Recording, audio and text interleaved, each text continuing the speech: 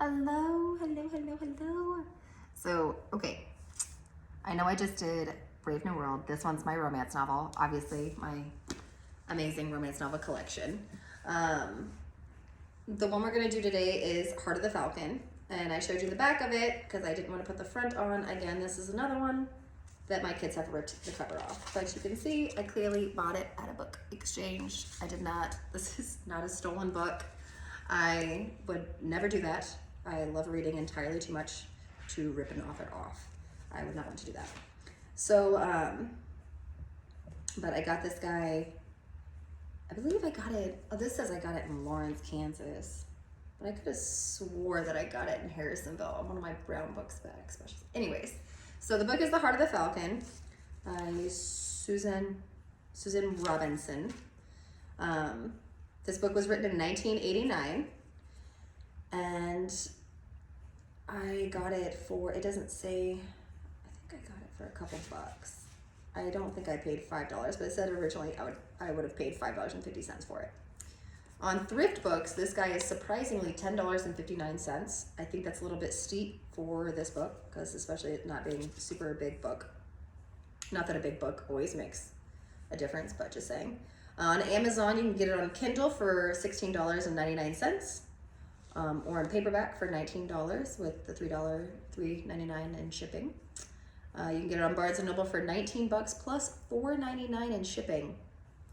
23 bucks, 24 is a lot to pay for a romance novel to be shipped to you. But if you are a huge fan, then I guess it would be totally worth it.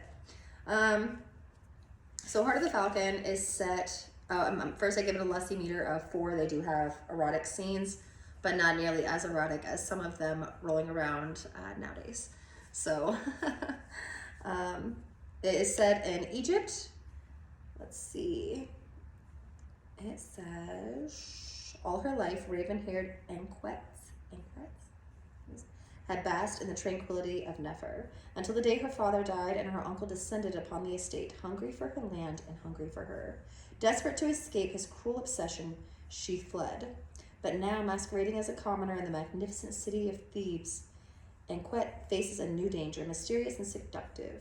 Count Seth seems to be a soldier loyal to the pharaoh. Yet soon you will find he's drawn to Anquet into a web of treachery and desire, where one false move could end her life, and his fiery passion could brand her soul forever. So I like the setting, and I like the intrigue.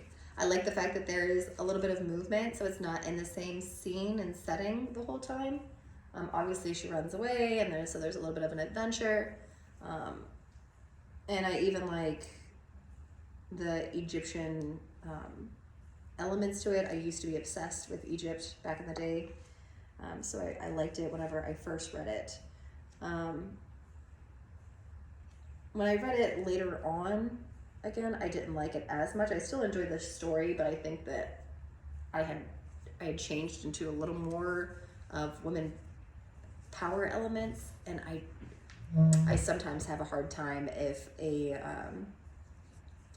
woman doesn't put up a good fight against the main guy, especially just because he's sexy. I think it's a pet peeve of mine whenever they have these heroines that are fierce and feisty, and then they come up against the main character, the main guy, and just because he's hot, she loses her shit. Like she just completely, it's like she loses sense of self. Like she's like this strong, independent character the whole way through, and then they meet the guy, and they're just like, oh my god, and they act like idiots, which I guess we're all idiots in love, but it's just not my favorite. It's okay if they do it like once or twice, but in the book, I think that's what irritated me about the last romance novel I read, The Wild Wyoming Heart, is that you had a character that just seemed like she was a good person, smart and hardworking, all these things, but just would lose her mind over her character. And there was a lot of writing back and anyways, but there's a lot of writing back and forth, and it was kind of useless. It was kind of pointless. They could have just stayed put, and things would have not been as stupid. Anyways, so this one, that's not so much.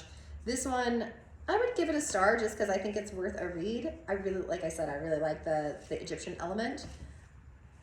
And I find it fun and fascinating. There is, as a disclaimer, there is, it looks like attempted rape Obviously, if her uncle is trying to, and in incest, like there was, you know, he's trying, which is disgusting. But so it's like it makes a good villain because you don't like the guy, and obviously he's disturbed in some sense of the way. So you kind of want to see him go down. And there is some brutality and rapish with the uncle. So it's just as a heads up, that is in there for the villain. Just if you are sensitive to any of that. But I do like the main heroine. I love her feisty nature. She is a fighter. She does not really bow well. And of course, because she's raised, you know, well off, she's, you know, a landowner and all of this, so she does not play a servant very well, obviously. And so I really I think that's what saved the book, was probably her feisty nature.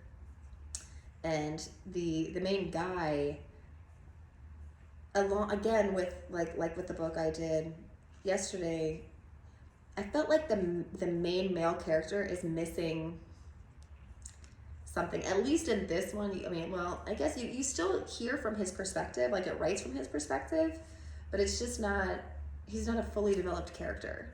I feel like it's kind of one note-ish. And then they try to make him a full-fledged character, but they don't. As I said, I like the story though. Like, it's very good. I totally give it a sticker. I totally think that you should read it. I like her writing style, and it is a good book.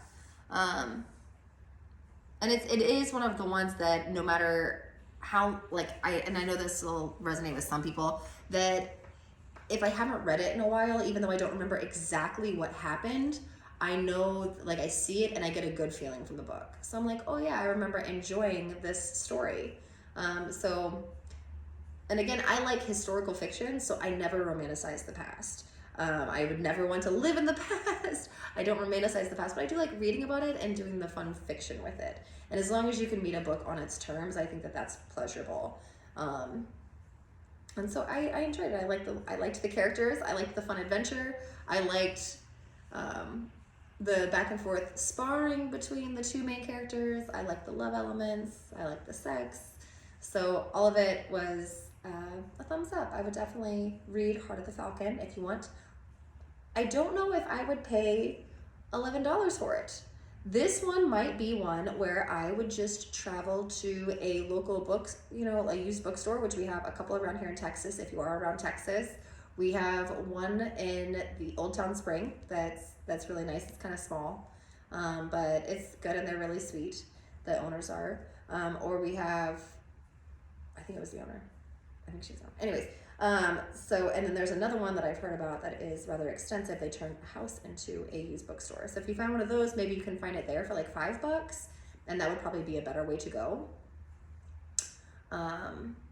Somewhere I didn't check, I think to check either is Walmart or maybe online. Sometimes you can find the books online and pay on either Internet Archive.com. You could maybe find that book on there and read it online. You might be able to find it at a local library and read it.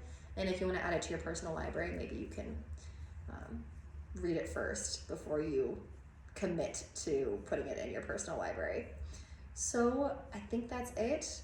I hope everybody has a good day. If you have any questions, if you have any comments, if you want me to change anything or fix anything, please let me know. And the last thing I will say before I head out is go pack go. We are playing tonight. Wish us luck, and we're so excited to dominate and have victory, even if we can't have Devontae Adams with us. So everybody have a good day and read on.